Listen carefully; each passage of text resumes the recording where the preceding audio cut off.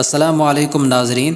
عورت وہ نہیں جو ہزاروں مردوں کو دیوانہ کر دے، بلکہ عورت تو وہ ہے جو ایک ہی مرد کو 1000 بار دیوانہ کر دے۔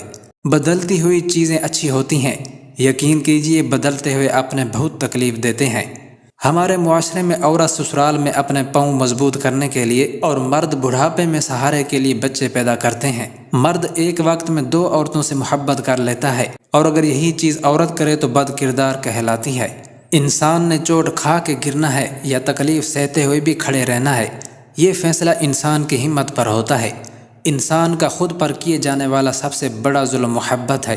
جو شخص غصے میں یا ناراضگی میں آپ کی خوشیاں، آپ کے دکھ اگنور کر دے، آپ کو اکیلا چھوڑ دے، وہ آپ کا کبھی ہو ہی نہیں سکتا۔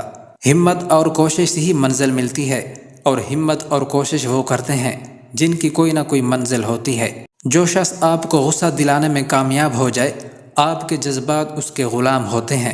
کسی کو پرکھنے کے لیے لمحہ بھی کافی ہوتا ہے، اور اگر خود کو دھوکے میں رکھنا ہو تو صدیاں بھی نہ کافی ہوتی ہیں۔ اچھے دنوں کے انتظار میں ہماری زندگی گزر جاتی ہے، اور پھر پتہ چلتا ہے کہ جو دن گزر گئے ہیں وہی اچھے تھے۔ مرد اگر عورت کو الٹا لٹا کر اس کی شرمگاہ میں ہم بستری کرتا ہے تو عورت کو بہت زیادہ لطف ملتا ہے، اور عورت کو مرد کا یہ انداز بہت اچھا لگتا ہے۔ بیوی سے جماع ہمیشہ رات کے وقت کیا کریں، اس سے مرد کا نفس ٹھیک کام کرتا ہے۔